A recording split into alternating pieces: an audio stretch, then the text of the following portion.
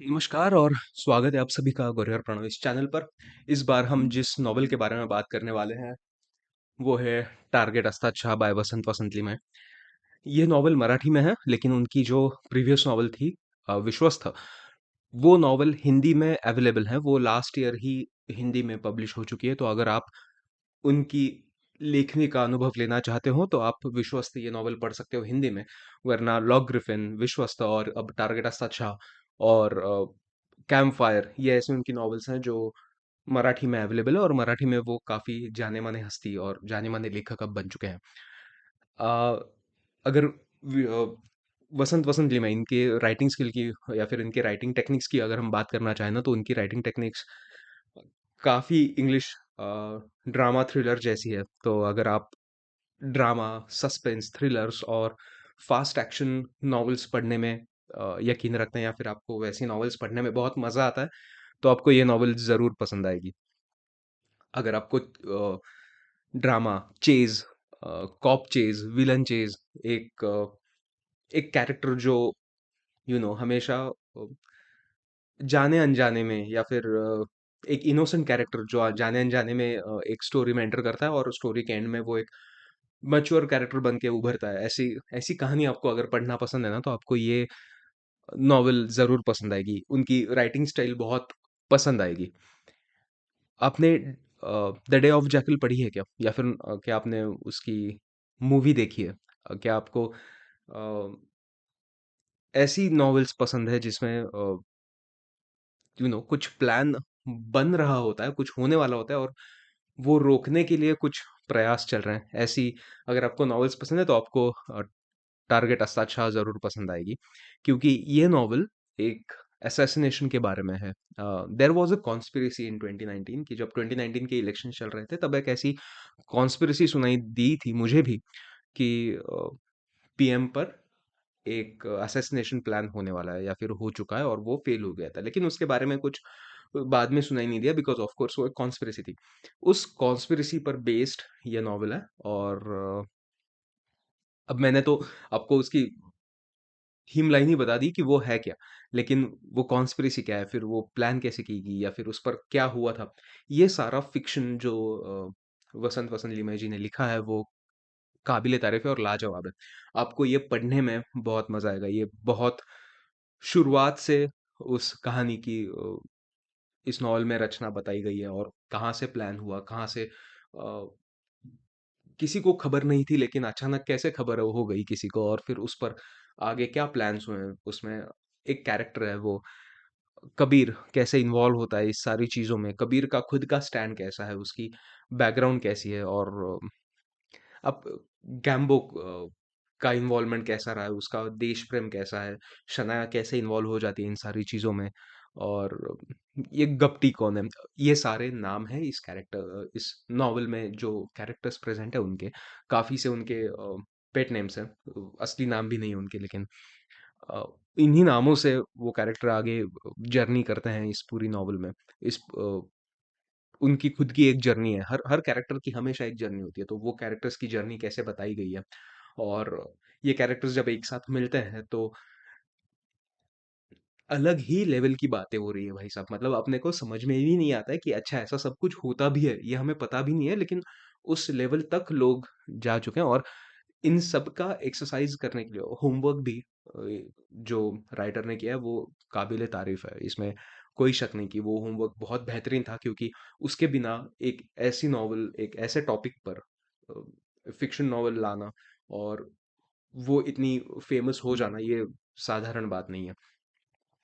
इस नॉवल में हम भी बहुत सारे मुद्दों पर एग्री कर जाएँगे राइटर्स के साथ कि जो आप उनका कहना है और या फिर उस स्पेसिफिक कैरेक्टर का जो उस वक़्त कहना है, उसे हम भी एग्री कर जाएँगे बहुत बार और फिर उसके साथ-साथ एक फ्लो में हम बैठ जाते हैं और वो फ्लो हम विजुअलाइज़ भी कर पाते हैं। जब मैंने जैसे शुरुआत में कहा था कि आपको है ना हॉलीवुड मूवीज़ की याद आएगी इनकी नॉवेल्स पढ़ते हुए क्योंकि अ ओवर एंड अबव लाइफ के जो सेट रहते हैं ना हॉलीवुड मूवीज़ के, वैसी घटनाएँ हैं इनकी सारी नॉवेल्स में कि वो एक हीरो इस लोकेशन से उस लोकेशन कैसे गया, फिर वो उस लोकेशन में क्या हुआ, उस लोकेशन में एक तो माइन्यूट डिटेलिंग भी बहुत ज़्यादा है इस नॉवल में, या फिर ये तो मैं कहूँगा कि ये उस राइटर की स्पेशल स्किल है, वो उनका स्किल सेट है कि वो उनकी डिटेलिंग इतनी ज़बरदस्त होती है ना कि अगर अगर आप कुछ लिखने की कोशिश कर रहे हो ना, तो आप ये बात सीख सकते हो अ, उनके तरीके से, उनके लिखने के तरीके से कि क्या सीखना चाहिए, तो माइन्यूट डिटेलिंग कि मैं उस एरिया में अगर जा रहा हूँ तो, या फिर उस लोकेशन पे हूँ, तो उस लोकेशन पे कौन-सा चौराहा है, उस चौराहे पर कहाँ मुड़ने पर कौन-सा कैफ़े आएगा, उस कैफ़े की ख़ासियत क्या है, उस कैफ़े में किस कोने के टेबल पे अगर बैठना चाहूँ तो उसका उस कोने के टेबल से विज़ुअल क्या दिखेगा, वहाँ पर क्या खाना चाहिए, क्या नहीं खाना चाहिए, वहाँ की कौन-सी बियर या वाइन फ़ेमस है।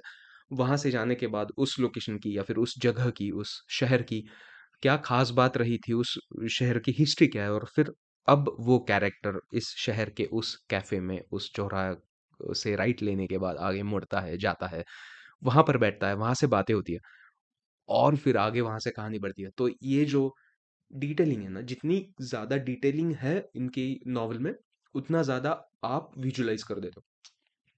नॉवल लिखने में ना कभी-कभी ऐसा होता है कि जैसे कुछ कहानियाँ हैं, कुछ नॉवेल्स हैं, अगर आप पढ़ोगे ना तो उसमें डिटेलिंग नहीं होती। लेकिन फिर भी आप उस डिटेलिंग के ना होते हुए भी उसमें आप इमेजिन कर जाते हो बातें, आप मोटा-मोटी हिसाब लगा लेते हो, अच्छा यार यहाँ पे ऐसा होता होगा और अब हम यहाँ पे हैं और उस कहानी यहाँ से शुरू हो रही है। लेकिन इन कहानियों में जहाँ पर चेज़ है, जहाँ पर ड्रामा है जिन कहानियों में, तो वहाँ पर डिटेलिंग की बहुत आवश्यकता होती है कि अगर शहर में तो कौन-सा शहर है, अगर देश है तो कौन-सा देश है, उस शहर में किस कैफ़े में, किस सबअर्ब में, सब एरिया के कौन से कैफ़े में वो बैठे हैं, वहाँ पर के क्या हाल-चाल है, वहाँ पर की मेंटालिटी कैसी है लोगों की, वहाँ पर अगर ऐसी मेंटालिटी है तो वो किस वजह से मेंटालिटी है।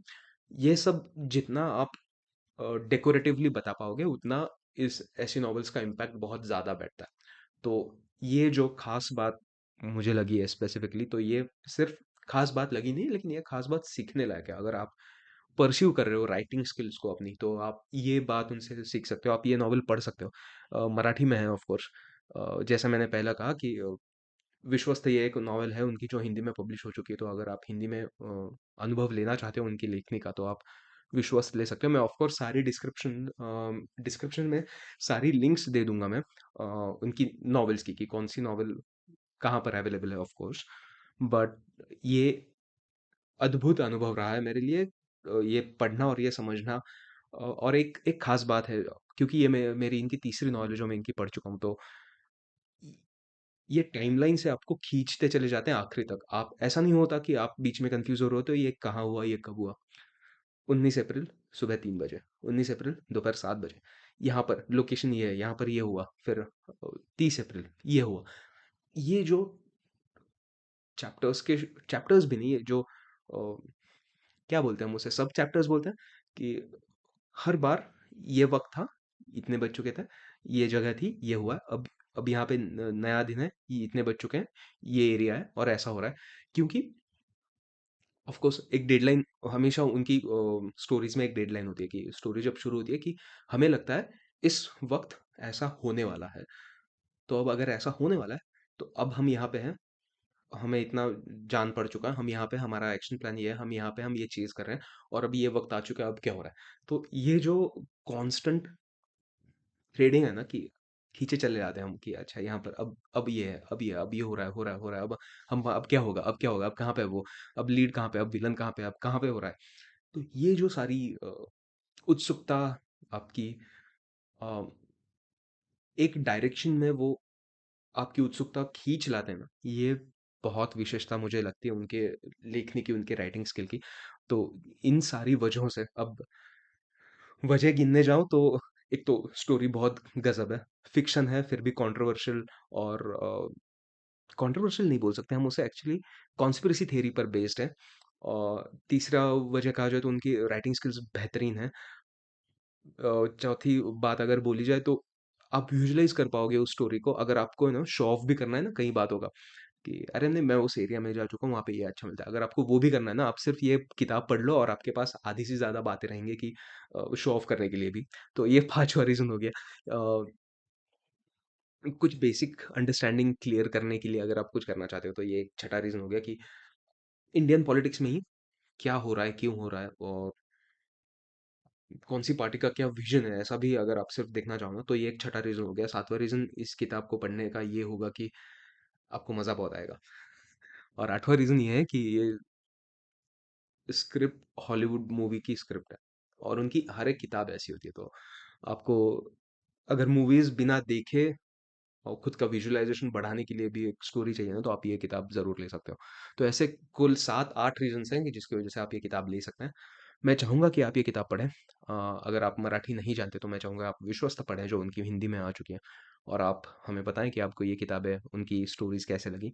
अगर आप चाहते हो कि मैं किसी और किताब का रिव्यू करूँ, तो आप मुझे वो किताब ज़रूर बताएँ, मैं उस किताब का बुक रिव्यू आपके सामने देकर ज़रूर आऊँगा। ये बुक रिव्यूज़ कम और ये डिस्कशन ज़्यादा होता है कि मुझे इसमें अच्छा क्या लगा और मेरी मेरी क्या सोच है, मेरा क्या मानना है उस किताब के बारे में। तो अगर ऐसी कुछ किताबें हैं जो आप पढ़ चुके हैं और आप चाहते हो कि मैं उसके ऊपर डिस्कशन करूँ, तो आप मुझे वो भी बता सकते हैं।